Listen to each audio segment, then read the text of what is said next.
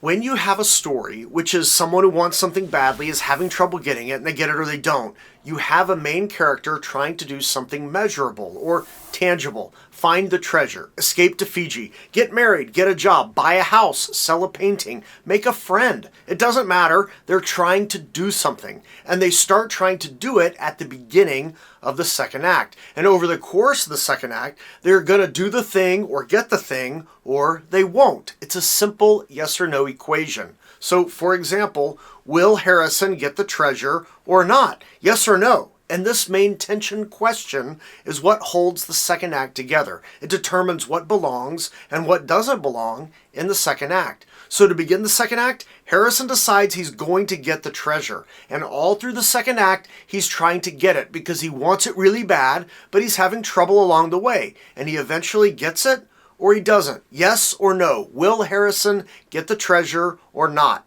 That's essentially what the second act is. And the reason so many people have trouble with their second act is because they have no main tension. They have no something the main character wants badly and is trying to get. Because again, when you have that, it clarifies all the scenes you need for the second act. It gives your story purpose and direction, and the audience, or readers in most cases, will know what they're rooting for. And everyone is happy because now you have an actual story going on. But if you don't have a main tension, or if you can't figure out what yours is, that's more than likely the reason your story isn't working. So you need a main tension because it is a part of what your story is. And you really have three options to choose from for a main tension: destination, direction, or avoidance. In other words, your main character is going to a specific destination, or they're going in a specific direction, or they're avoiding doing one of those two things. And those are pretty much your options. So let's pull those apart a bit so you can get your story working. And then at the end, I will mention an advanced option for those of you ready for that challenge. First, destination. This is the finding of the magical treasure, or the thing the protagonist is going after. And this is the most commonly used main tension. It's someone trying to get a thing or do a thing. They try to get it, they have trouble getting it, and at the end of the second act, they get it or they don't. It's intrinsically measurable. It's specific. It's visual. The audience can totally see them getting it, or we can see them failing to get it. Will the cop find the killer? Yes or no? Will the soldier blow up the alien ship and save the planet? Yes or no? Will the couple get married? Yes or no? Will the Marine get back home to their family? Yes or no? Will the FBI agent find the kidnapped child? Yes or no? Will the head of security discover the identity of the hitman? Yes or no? Will the grassroots driver build a race car in time for the big race? Yes or no? All are destinations. And again, most stories for the screen are destination stories. It's the one you're most familiar with because it's the one you see the most. It's also the one Hollywood understands the most. These stories make sense. Someone wants a promotion or they will lose their family home. I got it. I know what's at stake. I know what I'm rooting for. It's a destination. And Hollywood loves these stories. But for whatever reason, a lot of aspiring writers are like, I don't want to tell a story like this. And on one hand, I understand. Maybe you like other types of stories. Maybe you want to tell other kinds of stories. That's fine. But the other two, the direction and the avoidance types of stories, those are harder to tell. They're more nuanced. They take more skill. And it's perfectly fine if you want to tell those. But if you don't know the first one, destination, it's like you're trying to skip to racing in the Tour de France without even learning to ride a bike. Now, don't mishear me and think that destination stories are super easy. They're not. These are the kinds of stories that work well when they're done well. But when they aren't done well, they're horrid. And because Hollywood likes these kinds of stories, if you can learn to tell destination stories really well, it makes it easy for you to stand out as a solid writer. So don't be so quick to poo-poo it there, Skippy. Writing a destination story that is high concept, solid, has a marketable hook, might actually get you a writing job. In fact, it actually has a better shot at getting you a writing job if you can do it well. So for a destination main tension, the result is super measurable. It's easy to identify, the stakes are clear, the second act is focused, and the reader or audience knows what they are rooting for. And yes, they can root against your main character getting the thing. That's fine. But they know what they're rooting for, and it's clear if the main character gets it or not. So your first main tension option is destination. The second option for a main tension is direction. And the direction is still measurable, but it might be a little more nebulous. Will the outcast find a friend? What is a friend exactly? Will the singer become a star? What is a star exactly? Will the addict get sober? How long do you have to be sober before you are sober? Will the preacher change the town? What does that mean? Will the entrepreneur be successful? Whatever success means. These are all directions the main character is taking. And in many ways, this one is probably more understandable to you as a writer if I phrase it this way. Will you be successful as a writer or not? And what does success even mean for you? Maybe it's to make money as a writer. But even that is vague, because you can win a contest and make money. People can pay you and write a script for them. You can make money. You can sell a script to an international company for a few thousand or maybe $10,000 or so. Maybe you sell a screenplay or a TV show, or you get a job as a writer on staff at a TV show, or you win an award. I mean, what is success for you? And you may not even know. Or even if you know the one thing, the tangible thing, the destination, like will you win a contest, yes or no? Okay, that's a destination. But will you be a successful writer? That's a direction. Because in a direction story, winning the contest, that leads to something else, which leads to something else. And you are moving in a specific direction. So when is it that you actually arrive?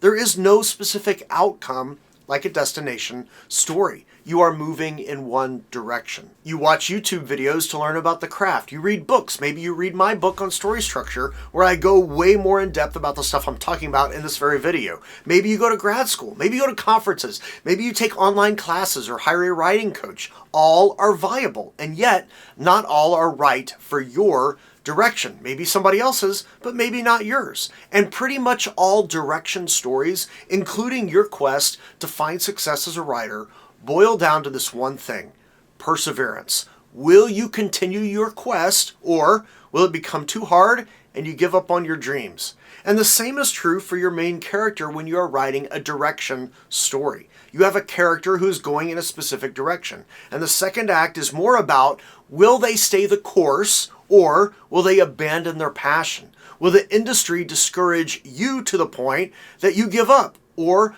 will you find a way to persevere? And what you want in a story is the main tension of this element. Will they stay the course? Yes or no? And at the end of the second act, we get an answer. Yes, they did, or no, they didn't. And they went back home to the farm and are now feeding pigs or whatever, never to sing in front of an audience again. And before you can get to the third act, which is the consequences of whether or not the main character stayed on the path or not, we need an answer to the main tension. Will the character fight to pursue their goal, or will they give up on their dreams, on their chosen direction? And again, this type of story makes more sense and is easier to understand if I make this a bit personal about your writing success for a second. You have a chosen direction you think is best for you to achieve writing success. You may stay that course that you've already determined and eventually find success. You may also abandon your current direction and choose a new one because you've gained some wisdom, or you figured out there's a better way to get there, or even a faster way to get there. Or you may get frustrated writing a screenplay, or frustrated at how hard it is and just give up altogether. But it still comes down to a yes or no question. Will you stay on your chosen path to pursue your writing goals and success as you envision it, or will you give up because it's too hard? You have stories to tell, stories that only you can tell, stories that matter and that the world needs to hear.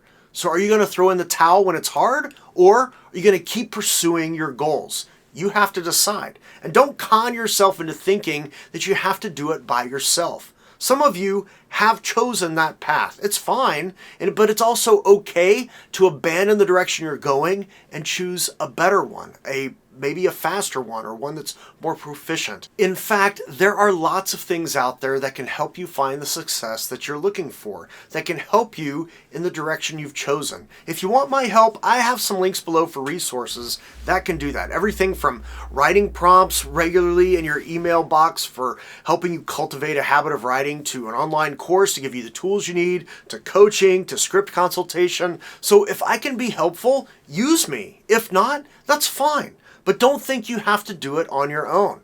You still have to ultimately decide if you're going to fully commit or not to the direction that you've chosen. And I want you to find success as a writer, I really do. But if you need to change your direction, it's okay to do that. And when you're writing a direction story, sometimes you want the character to abandon their initial direction for the answer to the main tension to be no, so they didn't stay in their current direction, but they learned some important lessons along the way, and then for the third act, they choose a better direction, and then they can persevere, or give us hope that they're going to eventually find what they want because they're now on the best path for them.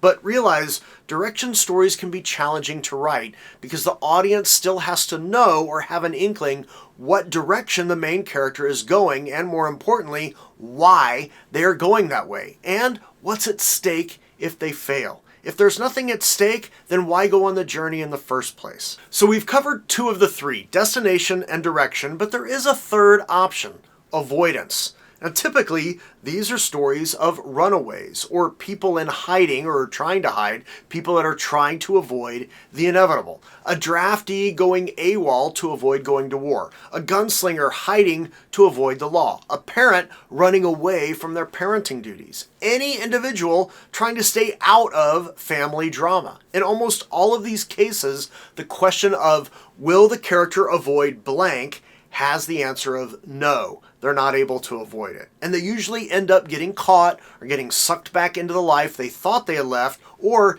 they end up getting involved when they didn't want to originally get involved. And what's hard with telling these types of avoidance stories is that we're often rooting against the main character. We want them to get caught, even though that's not what they want. We want them to re-enter life. We want them to become who they were meant to be, but they are avoiding it, and we don't like it. And the reason it's hard is not because the audience is rooting against them. It's because the audience has to want them to fail, which also means that they have to, on some level, be interested in the character enough to be concerned about that character's future, which sounds much easier than it is to actually pull off. So of these three options for main tension, they are listed, I went through them here in order of easiest to execute to more challenging. So destination first, then direction, then avoidance. But there is an advanced level, and it's combining two or more of these into one story. It could be going in a direction to avoid getting involved or getting caught or something like that, which is really the main tension of most rebellion stories. You could even have one destination be achieved early on, only to reveal another destination or even a new direction that may be different than originally thought. So maybe a character wants to create some new tech, and they do, only to learn that the new tech will be used for nefarious purposes, and they now have to have a new destination of destroying the tech that they just created.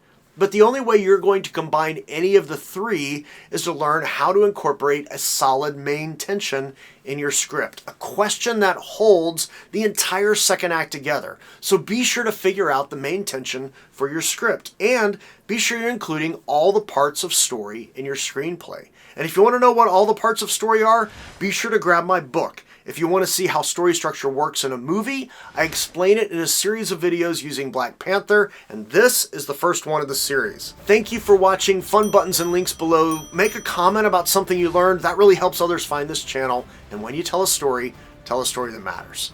See you later.